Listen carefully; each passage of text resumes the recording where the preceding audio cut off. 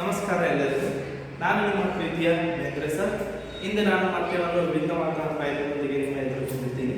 ಇಂದು ನಾನು ಈ ದಿನ ತರಗತಿಯಲ್ಲಿ ನಾನು ನಿಮಗೆ ಹೇಳಿಕೊಟ್ಟಿರೋದು ಮಾನವನ ಅಸ್ಥಿಪಂಜರ.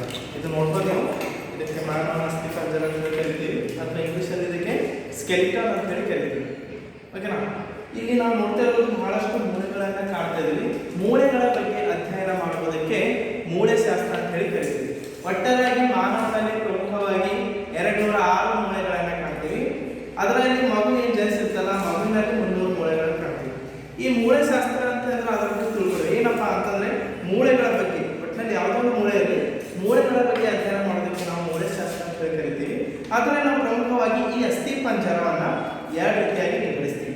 ಒಂದು ಆಕ್ಸಿಯಲ್ ಅಸ್ಥಿ ಪಂಜರ ಅಂತ ಹೇಳ್ಬೋದು, ಇನ್ನೊಂದು ನಾವು ಅನುಬಂಧ ಅಸ್ಥಿ ಪಂಜರ ಅಂತ ಹೇಳ್ಬೋದು. ಈಗ ಮೊದಲನೇ ಪ್ರಮುಖವಾಗಿ ನಾವು ಮೊದಲನೇದಾಗಿ ಆಕ್ಸಿಯಲ್ ಅಸ್ಥಿ ಪಂಜರದ ಬಗ್ಗೆ ಅಧ್ಯಯನ ಮಾಡೋಣ.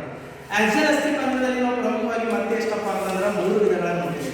ಒಂದು ಏನಪ್ಪಾ ಅಂತಂದ್ರೆ ಎದೆಗೂಡು ಅಸ್ಥಿ ಪಂಜರ ಮೂಳೆಗಳು, ಇನ್ನೊಂದು ಕಸಿರು ಸ್ತಂಭ ಮೂಳೆಗಳು ಮತ್ತು ತಲೆಬುರುಡೆ ಮೂಳೆಗಳು. ನೋಡ್ಬೋದು ವಿದ್ಯಾರ್ಥಿಗಳಲ್ಲಿ ಇಲ್ಲಿ ಇದಕ್ಕೆ ನಾವು ಮಾನವನ ತಲೆಬುರುಡೆ ಅಥವಾ ಸ್ಕಲ್ ಅಂತ ಹೇಳಿ ಕೂಡ ಕರಿತೀವಿ.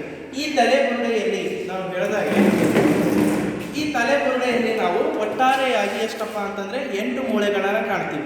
ಈ ತಲೆಬುರುಡೆಯಲ್ಲಿ ಪ್ರಮುಖವಾಗಿ ಮುಖ, ತಲೆ ಮತ್ತು 2 ಕಿವಿಗಳನ್ನು ಕೂಡ ಇದನ್ನು ಒಳಗೊಂಡಿದೆ. ಇದು ಮುಖದಲ್ಲಿ ನೀವು ನೋಡ್ಬೋದು.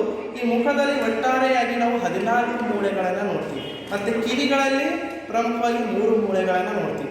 ಆಮೇಲೆ ಕೆಳಗಡೆ ಬಂದರೆ ನೋಡ್ಬೋದು ನೀವು, ಇದು ಕುತ್ತಿಗೆ ಮೂಳೆಗೆ ತಿರುಗಾಡಿ ಮೂಳೆಗಳು ಅಂತ ಕರಿತೀವಿ. ಅಂದರೆ ಸುಲಭವಾಗಿ ಫ್ಲೆಕ್ಸಿಬಲ್ ಈ ರೀತಿ ಏನು ಮುಖ ರೊಟೇಟ್ ಆಗ್ತೈತಲ್ಲ, ಈ ರೀತಿ ಈ ರೊಟೇಟ್ ಆಗಕ್ಕೆ ಕಾರಣ ಇದು ತಿರುಗಾಡಿ ಮೂಳೆ.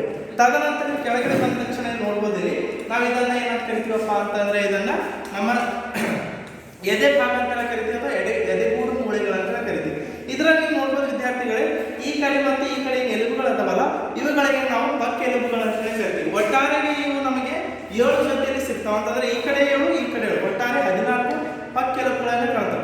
ಇವು ನಮ್ಮ ಹೃದಯಕ್ಕೂ ಮತ್ತು ಶ್ವಾಸಕೋಶ, 2 ಶ್ವಾಸಕೋಶಗಳಿರ್ತಾವಲ್ಲ ಮಾನವನಿಗೆ, ಆ ಶ್ವಾಸಕೋಶಗಳಿಗೆ ಏನು ಮಾಡ್ತಾವಪ್ಪ ಅಂತಂದ್ರೆ ರಕ್ಷಣೆ ನೀಡ್ತವೆ. ನಮ್ಮ ತಲೆಗೆ ನಮ್ಮ ಏನು ತಲೆಬುರುಡೆ ಏನಾಯ್ತಲ್ಲ, ಇದು ಸ್ಕಲ್ ಅಂತ ಕೂಡ ಕರಿತೀವಿ. ಇದು ಯಾವ ರೀತಿ ರಕ್ಷಣೆ ನೀಡ್ತದಲ್ಲ, ಅದೇ ರೀತಿ ಈ ಮೂಳೆಗಳು ಏನು ಪಕ್ಕೆಲುಬುಗಳವಲ್ಲ, ಇವು ಮಾನವನ ಶ್ವಾಸಕೋಶಗಳಿಗೆ ಏನು ಮಾಡ್ತಾವ, ರಕ್ಷಣೆ ನೀಡ್ತಾವ.